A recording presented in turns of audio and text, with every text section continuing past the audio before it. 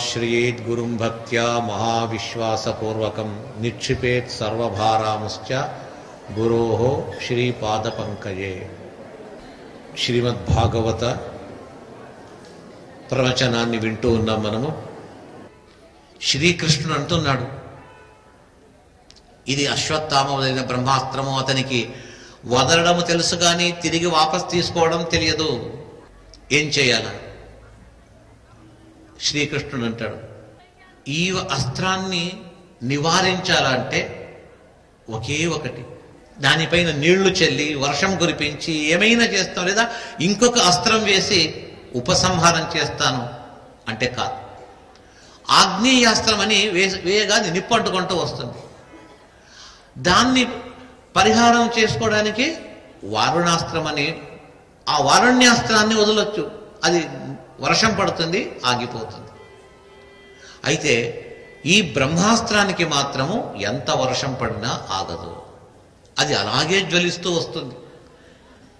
దీనికి విరుగుడు ఏది అంటే ఒకే ఒకటి. కృష్ణుడు అంటాడు, నక్యస్య అన్యతమం కించిదస్త్రం ప్రత్యవకర్షణం.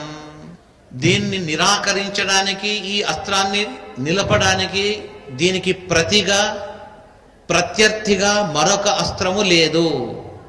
ఇక ఆ అస్త్రజ్వాలలో మేమందరము పోవలసిందేనా అంటాడు అర్జునుడు.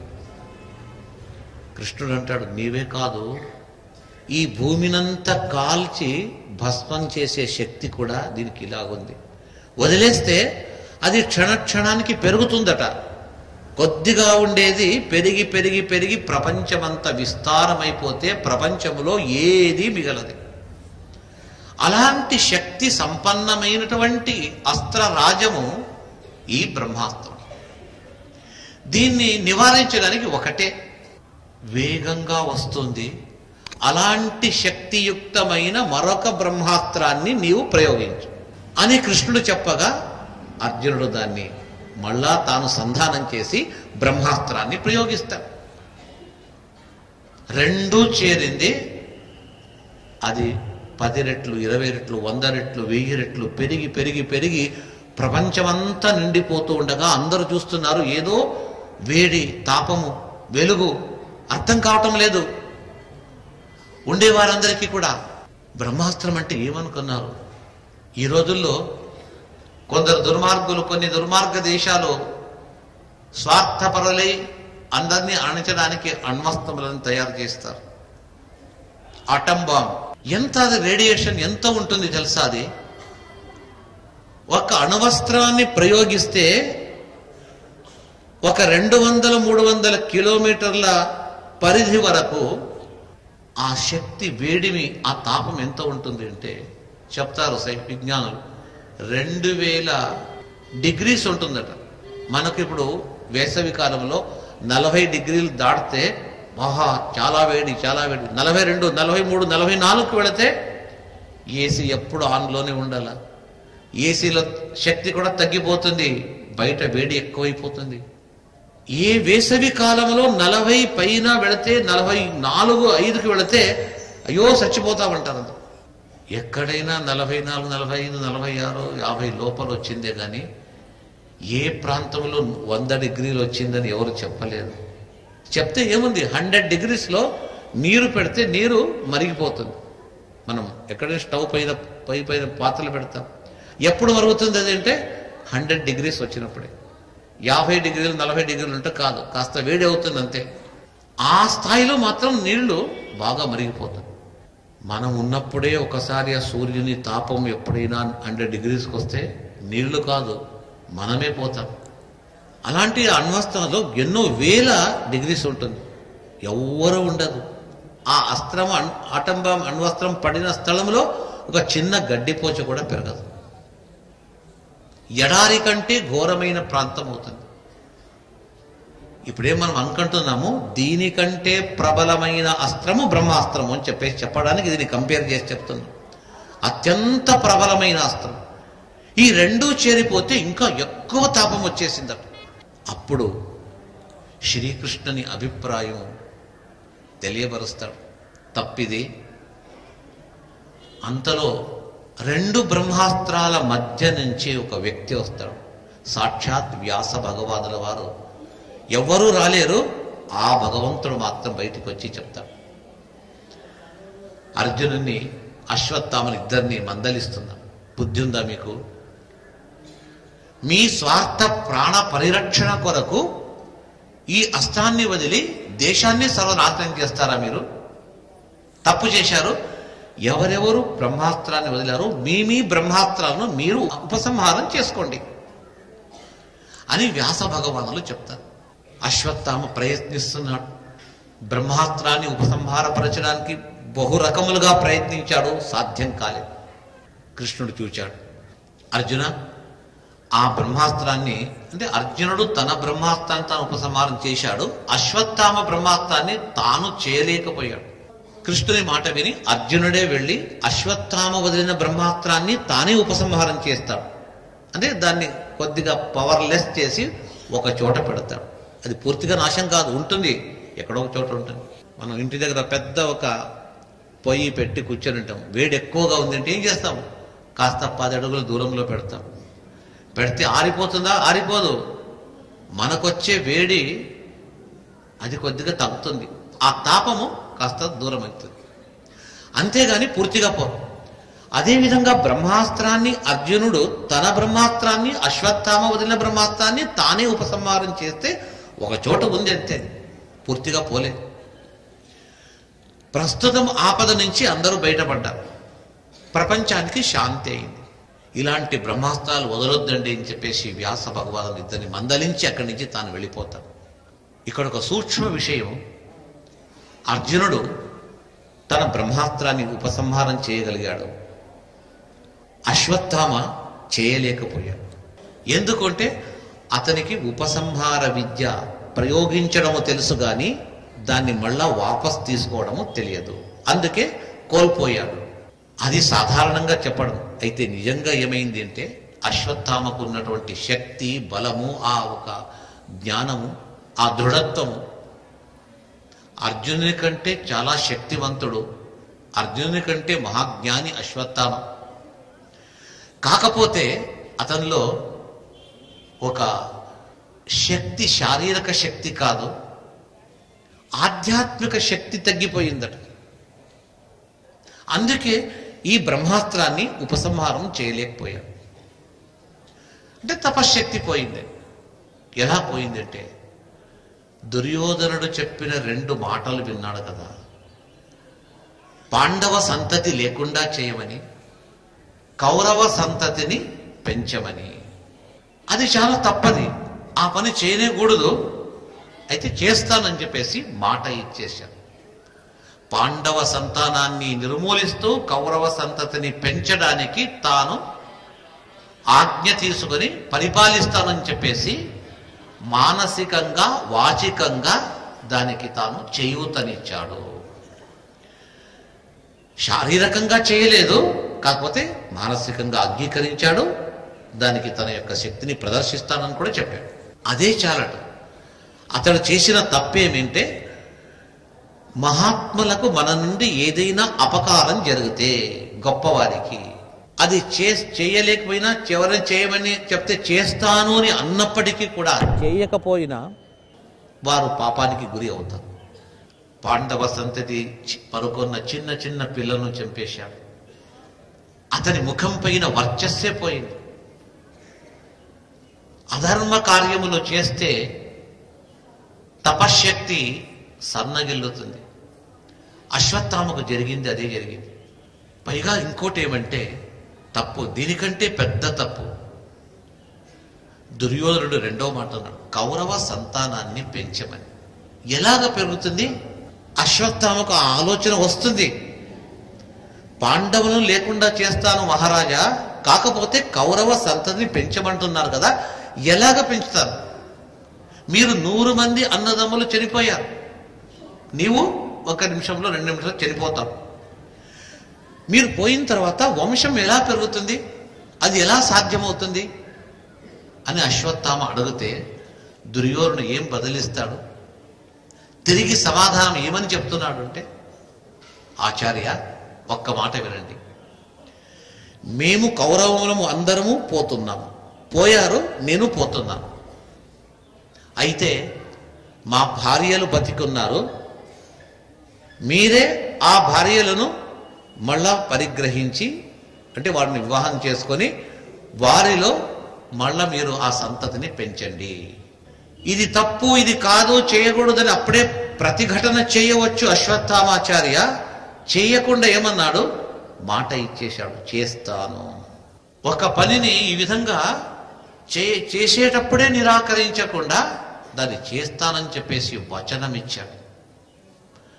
అంత మాత్రము చేత అతనిలో ఉండే శక్తి, ముందే తండ్రి దగ్గర ఉపసంహార విద్యను నేర్చుకోక దాన్ని ఉపక్రమము ప్రయోగించేది మాత్రమే నేర్చుకొని ప్రయోగించేసి తిరిగి వాపస్ తీసుకోకుండా కోల్పోయాడు కదా. దానికి ప్రధానభూతమైన కారణం ఏమంటే అశ్వత్థామ దుర్యోధనకు ఇచ్చినటువంటి ఆ మాట. అతడు చెప్పిన తప్పుడు మాటలకు తాను చేస్తానని చెప్పేసి అంగీకరించి కాయికంగా చేయకపోయినా వాచనికముగా తాను ధర్మాన్ని తప్పాడు. అందుకే బ్రహ్మాస్త్రాన్ని ఉపసంహారం చేయడం కుదరలేదు. అర్జునుడే దాన్ని ఉపసంహారం చేశాడు. అర్జునుడు మహాయోగి, గృహస్థుడైన భార్యతో కూడి ఉన్న అతడు యోగి అట, త్రికాల జ్ఞాని కూడా. ధర్మాధర్మములు, యుక్తాయుక్తం ఏది చేయాలా, ఏది చేయకూడదు దాన్ని ఆలోచించి చేసే వ్యక్తి అర్జునుడు. తక్షణమే కృష్ణుడు చెప్పాడు, వ్యాస భగవానుడు చెప్పారు.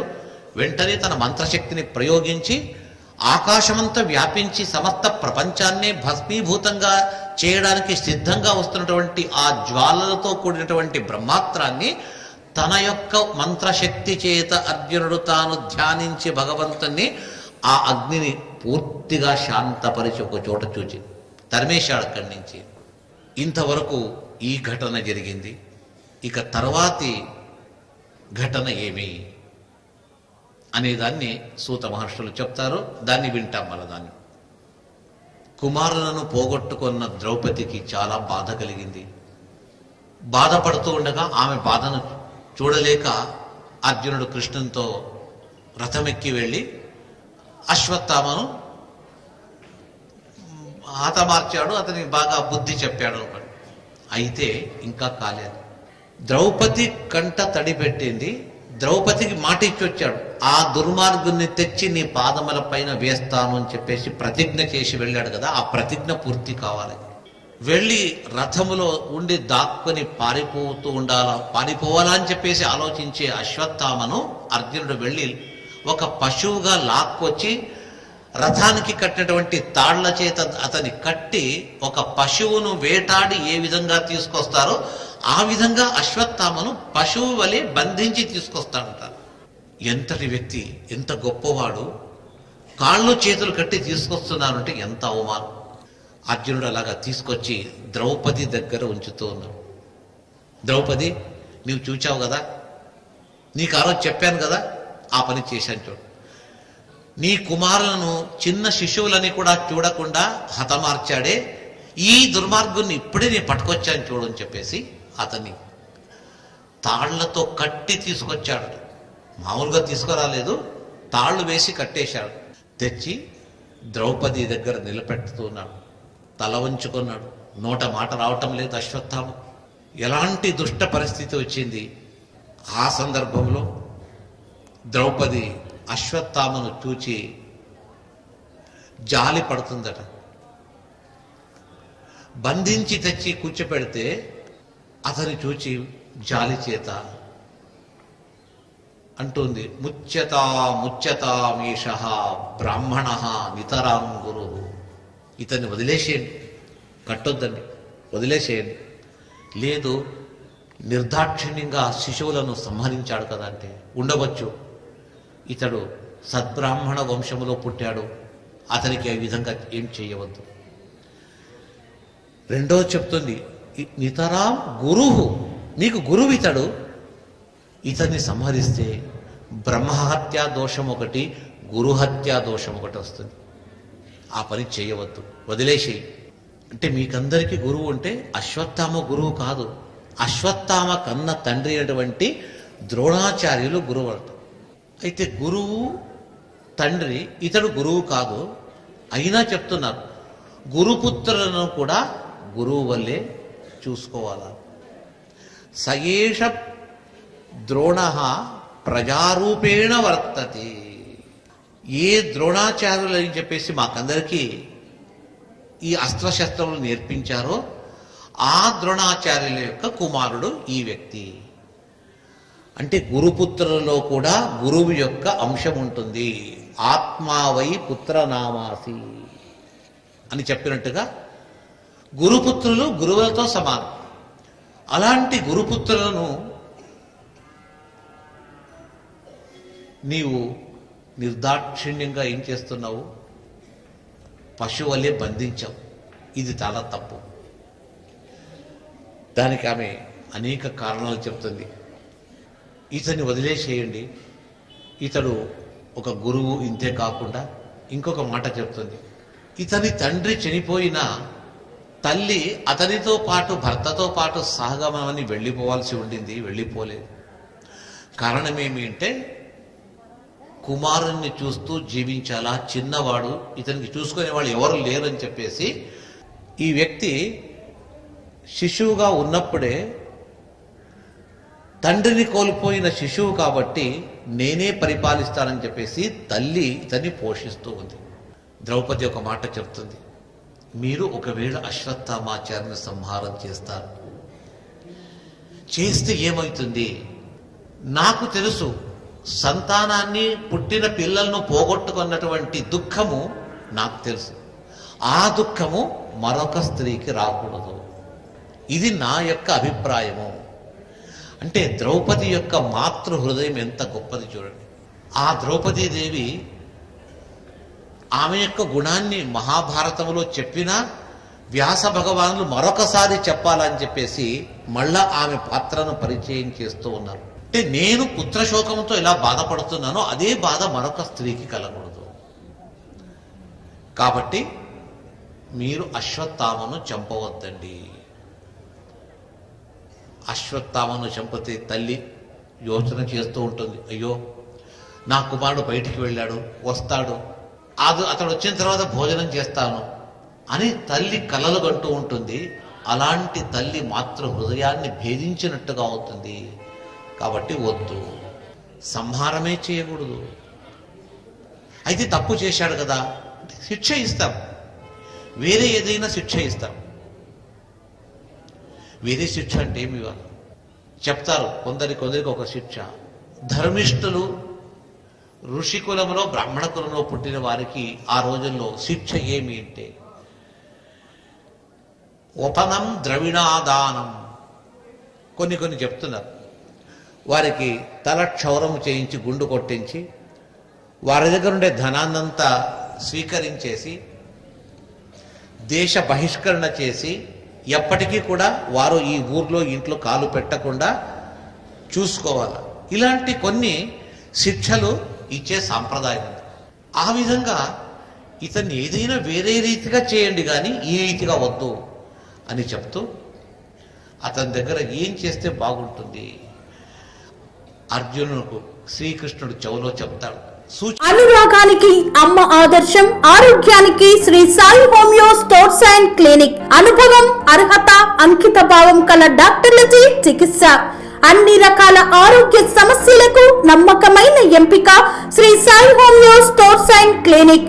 డయాబెటిస్, కీళ్ల నొప్పులు, సయాటికా, వెన్నుముక సమస్యలు, థైరాయిడ్, నిద్రలేమి, మానసిక సమస్యలు, ఋతు సమస్యలు, అన్ని రకాల దీర్ఘకాలిక వ్యాధులకు ప్రత్యేక హోమియో వైద్యం. అందరికీ అందుబాటులో అంతర్జాతీయ హోమియో వైద్యం Sri Sai homeo stores and clinic. మీ ఆరోగ్య సమస్య ఏదైనా ఇప్పుడు పరిష్కారం సాధ్యం. సైడ్ ఎఫెక్ట్ లేని వైద్యంతో సంపూర్ణ ఆరోగ్యం కొరకు సంప్రదించండి Sri Sai homeo clinic and stores, Bhavani Nagar, Ambedkar Nagar road, old Alwal, Secunderabad. సంప్రదించాల్సిన ఫోన్ నంబర్స్ 9000751751 మరియు 90004225 25.